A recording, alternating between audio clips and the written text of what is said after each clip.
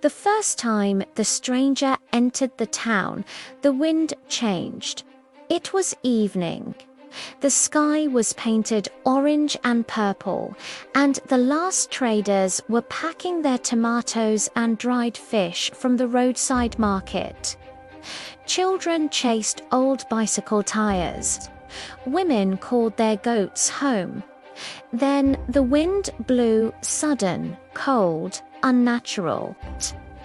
Dust spiraled across the red earth road, and out of that dust he appeared. Slow steps, white robe, barefoot, wooden staff tapping the ground like a heartbeat. Toke, toke, toke. People stopped talking.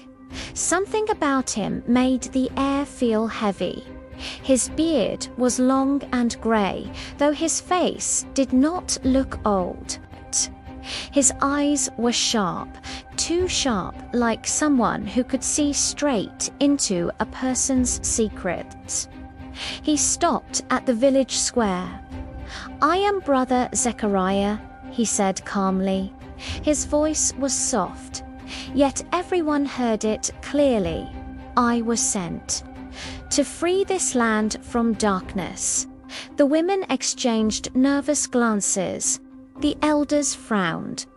"Free them from darkness? What darkness?" But before anyone could question him, thunder rolled across the sky. Yet there were no clouds. Strange things begin 3 days later. The first miracle happened. Mama Busy's son had been sick for months. Fever, weakness. No medicine worked. Zechariah visited their hut at night, prayed loudly, burned strange herbs, and drew symbols with white chalk. By morning, the boy could stand. By afternoon, he could walk. People gasped. "It is God's work," Mama Busy cried. But what nobody saw was what Zechariah had done before the prayer. He had slipped crushed medicinal leaves into the boy's water. Old knowledge, simple treatment, disguised as magic. But the people didn't know, and belief spreads faster than truth. Soon more wonders followed. Lost goat. He spoke to spirits and found it. Barren woman. He blessed her womb nightmares. He cast out demons. Each time he demanded only one thing. Give what your heart says. Their hearts gave everything. Money, food, chickens, yams, even land. He built a shrine near the forest, tall, covered in white cloth and hanging charms. At night, candles flickered inside. Strange chants echoed. Children stopped playing near it. Dogs refused to pass. Fear grew, and fear made him powerful. The fear then came the warnings. "Do not question me," Zechariah told them one evening, eyes cold. "The spirits do not like doubt." That same night, lightning struck Papa Tun's barn. The next day, goats were found dead. 2 nights later, a baby fell sick. Coincidences, but to the villagers, punishment soon.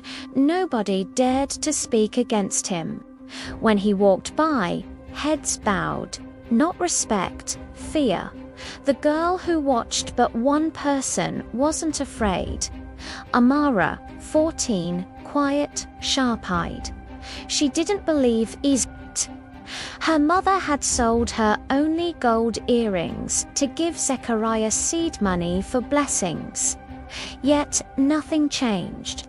They were still poor, still hungry, still struggling. Something felt wrong.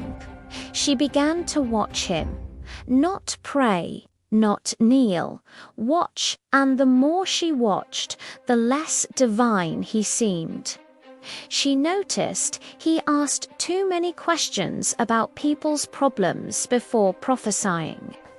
He disappeared every night. His holy beads were plastic market beads once. She saw chalk fall out of his sleeve after he magically drew symbols. Her heart pounded. He is lying. The night of truth, one stormy night, she followed him. Rain poured hard, thunder growled. The forest looked alive. Zechariah moved quickly, glancing back often. Amara hid behind trees, soaked and shivering. Then she saw it, not spirits, not angels, but boys from another village carrying ropes and mirrors. A small drum tied to a tree to create ghostly sounds. Fake blood in a bottle. Charms buried in the ground to discover later. Her breath stopped. Everything, every miracle was staged. Her chest burned with anger. He stole from us. Then crack. She stepped on a branch. Zechariah turned. Their eyes met. Silence. Slowly, he smiled. Not holy, not kind, terrifying. If they stop believing, he whispered, I become nothing. He stepped toward her, but you will not ruin everything. Amara ran, faster than she ever had. Branches scratched her skin. Rain blinded her. But she didn't stop. The great ritual the next day, the entire town gathered. Zechariah announced his greatest miracle yet. I will summon a spirit. Here, before your eyes. Drums beat. Smoke filled the air. People knelt. Children cried. The atmosphere was thick with fear. Then Amara stepped forward. Stop, she shouted. People gasped. How dare a child interrupt the prophet? She ran to the shrine, pulled the white curtain down. Crash. Mirrors fell, ropes dropped. Hidden wires snapped.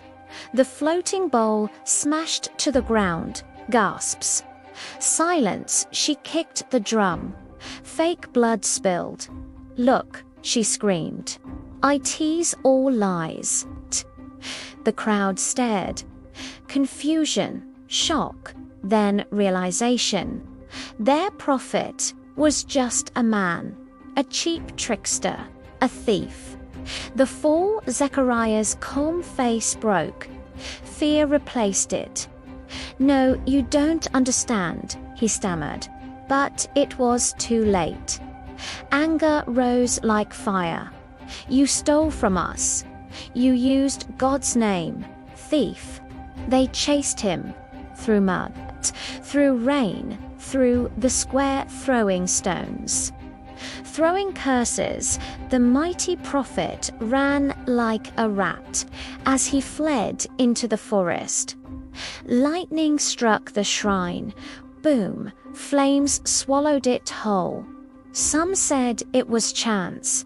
Others whispered judgment. Aftermath peace slowly returned. People stopped fearing shadows, stopped worshipping strangers, stopped believing every miracle. They rebuilt their lives. And Amara, she became a symbol of courage. Years later, elders would tell children at night, not every man in white is sent by God. Some come wrapped in smoke, and smoke always disappears.